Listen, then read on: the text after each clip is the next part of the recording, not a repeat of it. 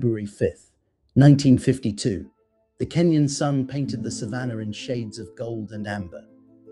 25-year-old Princess Elizabeth stood on the veranda of Treetops Lodge, watching elephants gather at a distant watering hole. Her dark brown hair caught the breeze, and her simple cotton dress seemed worlds away from the formal gowns of palace life. Her husband Philip stood beside her. He wore casual khaki safari clothes, looking more relaxed than he'd been in months. You know, we should do this more often. Just be ourselves for a while. Elizabeth smiled, leaning against his shoulder. It's wonderful, isn't it? Being somewhere no one expects anything of us. But inside the lodge, Martin Chartaris, Elizabeth's private secretary, stood frozen in the communications room. The telegram in his hands felt impossibly heavy. His grey hair seemed to have aged another decade in mere seconds. The words on the paper blurred as he read them again, hoping somehow they would change. King George VI had died in his sleep. Martin's hands trembled. He set the telegram down carefully, then picked it up again. How does one deliver news that changes everything? He walked slowly through the corridor, each step feeling like a mile. Martin knocked gently on Elizabeth's door. Ma'am, I apologize for the interruption, but I must speak with you. It's urgent. Elizabeth looked up from her book. Philip moved closer, sensing something wrong. Of course, Martin. What is it? Martin stepped inside, closing the door behind him. He cleared his throat, then spoke words he'd rehearsed 1,000 times in the past 5 minutes. Your Majesty, I am deeply sorry to inform you that your father, His Majesty King George VI, passed away peacefully in his sleep last night. The silence that followed was absolute. Elizabeth's face went completely still. The book slipped from her fingers. She didn't move, didn't breathe, just stared at Martin as if he'd spoken a foreign language. Philip chimes in disbelief. No, that can't be right. We just spoke to him before we left. He was fine. He was. Martin's voice was barely a whisper. I'm afraid it is confirmed, sir. Your Majesty. Those 2 words, Your Majesty, landed like stones. Elizabeth rose on trembling legs. Tears began streaming down her face, but she seemed unaware of them. But I'm not ready. I never thought. Papa was getting better. They said he was getting better. Her voice cracked on the word Papa, sounding suddenly like a little girl. Martin took a small step forward, his formal composure wavering. None of us ever are, ma'am. But you were born for this. Your father knew that. We all know that. Philip pulled Elizabeth into his arms, holding her fiercely. She needs time, Martin. Arrangements can wait. She's just lost her father, for God's sake.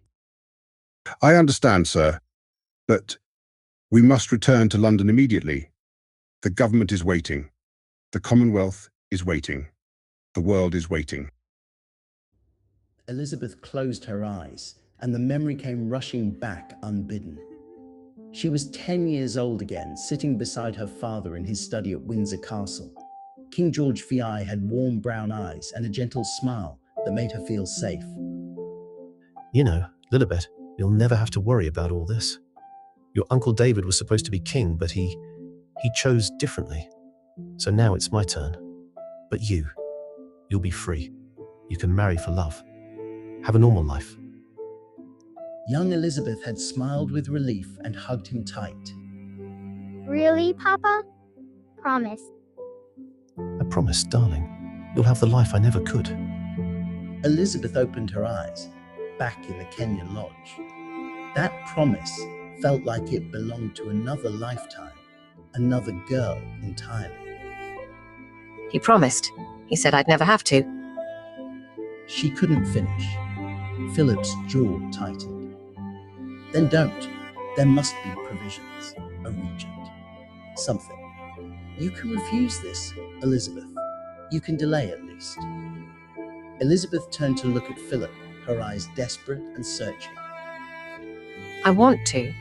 God help me, Philip, I want to run. I want to mourn my father without the whole world watching. I want to be your wife, not a queen. She wiped her tears roughly. But I can't. Papa didn't choose this either, but he did it. He did it because it was his duty. And now it's mine. A soft knock, and then the door opened. Margaret, Elizabeth's younger sister, stood there, her blue eyes swollen from crying. At 21, she looked both younger and older than her years. Lilibet, I need to tell you something. Elizabeth turned toward her sister. Margaret, did you know? Before we left. Margaret's face crumpled. She stepped inside, closing the door. Mummy knew. She knew before you left for Kenya. Papa had. They thought it might happen. His heart was failing. What? And no one told her? How could? Margaret raised a shaking hand. Mummy said, she said Elizabeth deserved one last day of freedom. One last day to just be herself, before everything changed forever. Elizabeth pulled Margaret into her arms, and for a moment they were just two sisters who'd lost their father. She gave me a gift then. Even if it makes this harder. They held each other as tears fell. Finally, Elizabeth pulled back and wiped her eyes. Something had shifted in her expression. A hardening, a settling. Martin, what needs to be done? Tell me everything. Martin straightened, respect flooding his features. A plane is being prepared, Your Majesty. Will return to London immediately. The Prime Minister will meet you. There will be many decisions. The funeral arrangements, the coronation planning. But first, you must address the nation. Philip squeezed her hand. Elizabeth, you don't have to do this alone. I'm here. Always. She looked at him with such love and such sorrow. I know, but in some ways I am alone. This is mine to carry now. 6 months later, Westminster Abbey stood magnificent and solemn, filled with dignitaries from around the world. The coronation ceremony had begun hours ago, an ancient ritual performed with precision. Elizabeth walked toward the throne in her coronation robes, heavy with gold thread and centuries of expectation. The weight of the fabric was nothing compared to the weight in her chest. She could see Philip in the crowd, Margaret beside him, both watching with pride and pain. The Archbishop of Canterbury stood before her, holding the ancient crown. He asked her to place her hand upon the Bible and speak the oath. Elizabeth's voice began soft, almost trembling. I solemnly promise and swear to govern the peoples of the United Kingdom of Great Britain. Her voice wavered. She paused, closing her eyes for just a moment. Then her voice grew stronger, clearer, carrying through the vast abbey. And of my other realms and territories. I will govern according to law and justice and mercy. I will maintain and preserve the Protestant religion. I will preserve the rights and liberties of the people. Her voice no longer trembled. It rang with certainty born not of confidence, but of acceptance. The Archbishop placed the crown upon her head. The abbey erupted in voices. God save the Queen. God save Queen Elizabeth. But Elizabeth barely heard them. She sat very still, feeling the weight of the crown. Not its physical weight, but the weight of all it represented. Every freedom surrendered. Every private moment sacrificed. Every choice made not for herself, but for duty.